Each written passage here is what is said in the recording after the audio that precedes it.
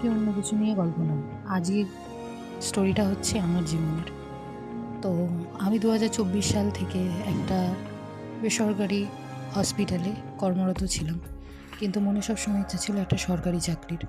তারপরে কি নোট বানাতে শুরু করি আর নিজেকে মোটিভেটেড রাখতে শুরু করি এবং সেন্ট্রাল গভর্নমেন্টের পরীক্ষাগুলোর জন্য প্রিপেয়ার করতে থাকি। কিন্তু তার মধ্যে আসে আমাদের WBHRB নোটিফিকেশান এবং প্রথমে ভেবেছিলাম হয়তো এই এক্সামটায় আমার ক্লিয়ার হবে না, কারণ আমার অত পরীক্ষায় ভালো নাম্বার ছিল না।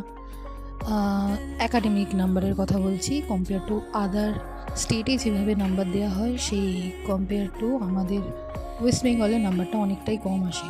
তো ভেবেছিলাম হবে না, কিন্তু লাস্ট মুহূর্তে যখন মনে হলো মানে নোটিফিকেশান এলো যে CBT হবে, তখন মনে করেই নিয়েছিলাম যে করতেই হবে এবং এতটা অপ্রত্যাশিত ফল হবে বুঝতে পারিনি। 63 র্যাঙ্কও এসেছিলো।